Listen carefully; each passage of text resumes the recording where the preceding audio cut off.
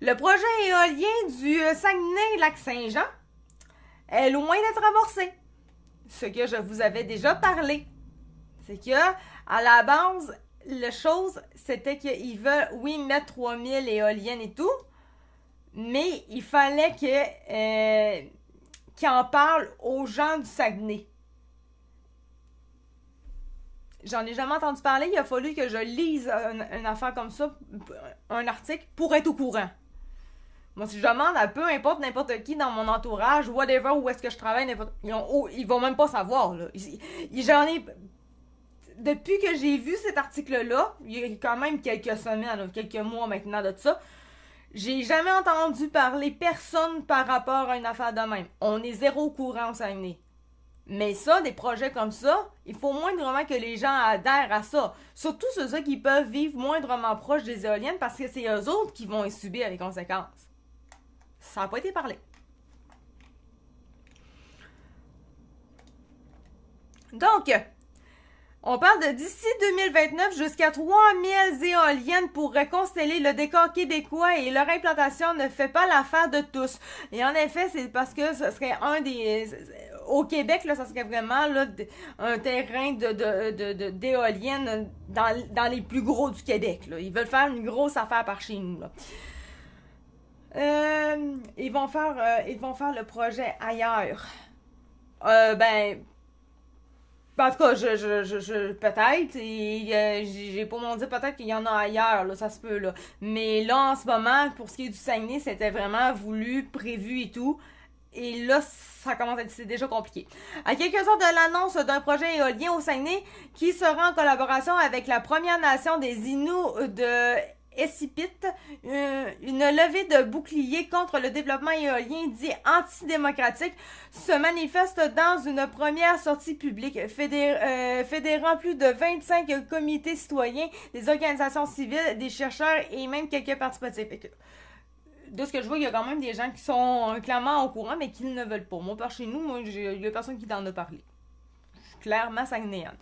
D'ici 2029, jusqu'à 3000 éoliennes pourraient consteller le décor, ok, et leur implantation ne fait pas l'affaire de tous. Tous les membres de la jeune coalition unissent leur voix pour réclamer un moratoire sur le développement éolien jusqu'aux conclusions d'un BAP générique sur l'ensemble de la filière. Il prône également la mise en place de référendums municipaux décisionnels et le maintien de la propriété publique de l'énergie, le tout couronné par un véritable débat public sur le développement énergétique du Québec. En conférence de presse mercredi 29 janvier, les porte-paroles n'ont pas mâché leurs mots. C'est un message clair qui est lancé au gouvernement. Nous refusons ce développement éolien précipité sans le consentement populaire. Nous n'avons pas voté pour ça. Effectivement, j'ai pas voté pour ça, moi, personnellement. C'est pour le consentement populaire. Faudrait déjà qu'on soit une grande majorité à être au courant de tout ça. Dissiper le mirage éolien. Selon les membres de la coalition, les projets éoliens appuyés par le gouvernement de la CAQ ne servent pas la transition énergétique, mais bien les intérêts privés. Et ça, je trouve très drôle parce que, personnellement, quand j'en avais parlé la première fois de cette affaire-là, je trouvais ça un peu bizarre. J'étais là, c'est-tu vraiment une affaire pour le bien ou il y a quelque chose en arrière de tout ça? Je me posais des questions un peu. Je l'ai cherché dans mes vidéos, je l'ai pas retrouvé, là, j'aurais bien voulu, pour essayer de me remettre un peu dans la sauce, là, mais je l'ai pas trouvé. Mais il me semble que j'avais vraiment trouvé quelque chose qui était bizarre là-dedans. Carole Ney, le porte-parole du collectif Toujours Maître chez nous, qui s'oppose au développement TES Canada en Mauricie, membre de la jeune... C'est quoi le développement TES déjà? Je me rappelle plus. Excusez le gang, là, mais je veux savoir c'est quoi. TES ou TES? Non. Développement TES.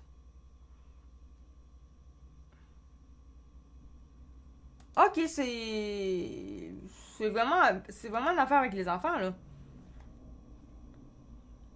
Développement de l'enfant. Ok, Parce que une TES, oui, je sais c'est quoi, mais là, vu qu'on parle de trucs éoliennes, là, je pensais que c'était d'autres choses, là, un autre genre de TES, là. Ok, ça d'accord.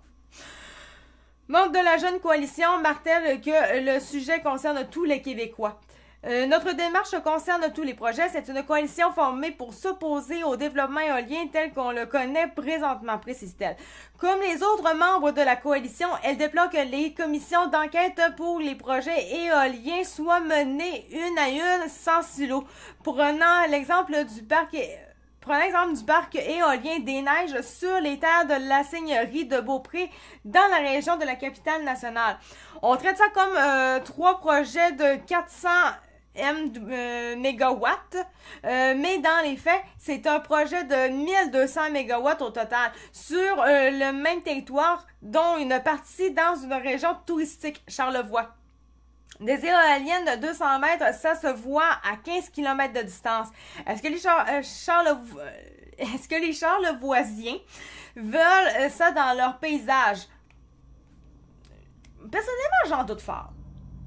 Parce que je sais que ça fait du bruit, puis ça, je m'en rappelle, je l'avais déjà dit. Ça fait du bruit, puis les gens, en général, ils aiment pas trop ça. Et je m'en rappelle vraiment que j'avais dit ça. La volonté populaire est d'ailleurs un des grands absents du débat. Donc, ça fait avec ce que je pensais vraiment de prime abord. Selon elle, d'où la demande pour la tenue des référendums municipaux partout là où des promoteurs souhaitent implanter leurs projets éoliens. C'est une de nos demandes principales parce qu'on ne mesure pas l'accessibilité sociale. Le diable est dans les détails. Ce que les promoteurs appellent les consultations, c'est bien souvent des séances d'information. Illustre-t-elle. Il y a une méconnaissance de la situation selon les membres de la coalition. Et je bloque ça, là, je sais, là, c'est chiant. Mais je me rappelle pourquoi je n'ai peut-être pas trouvé cette affaire-là. Non, mais tellement il doit être dans mes gros lives en général. Mais pour ce qui est des coupures, je crois que je ne l'avais pas mis. Et c'est pour ça que probablement je ne l'ai pas trouvé. Il me semble que j'avais regardé dans mes gros lives au niveau des sujets, c'est quoi que j'avais exploité. Mais peut-être que j'ai pas fait le tour, là. Mais d'après moi, c'est pour ça. Parce que j'étais comme, c'est Saguenayen, je sais pas si nécessairement ça intéresse tout le monde et tout. Fait que au moins, il va être dans mon gros live, mais je pense pas avoir besoin de me mettre au niveau de mes petites vidéos. Ça expliquerait le pourquoi du comment, que là, j'ai ce problème-là. Je reviens, je suis désolée. Il y a une méconnaissance de la situation selon les membres de la coalition. Les gens pâles et promoteurs, évidemment, pensent naïvement que parce qu'une MRC ne s'oppose pas, il y a une consultation de la communauté, mais ce n'est pas le cas. Il faut établir un vrai processus démocratique. Oui, ben, en fait, c'est quand même très logique. La coalition réclame 5 actions urgentes, soit un moratoire sur le développement éolien, un BAP, générique sur la filière éolienne, un vaste débat public sur le développement énergétique du Québec, des référendums municipaux comme critère d'accessibilité sociale et finalement la propriété publique de l'énergie. Les membres de la coalition, ajoute-t-elle, ne sont pas anti-éoliens, mais ils contestent la façon de faire. Et Hydro-Québec est convaincu d'agir de manière tout à fait démocratique, mais n'interagit qu'avec les élus qui représentent les citoyens. C'est là où le bas blesse. On n'est pas contre le développement éolien, mais il pourrait et devrait se faire d'une manière respectueuse du territoire et des gens qui y habitent. Exactement ce que je me disais. Il faut que les gens soient d'accord. C'est eux autres qui vont le subir, c'est eux autres qui vont le vivre. C'est eux autres qui doivent vraiment dire oui ou non.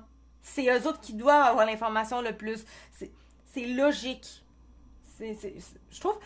C'est vraiment une grosse base au niveau du respect, là, sincèrement, là, vraiment.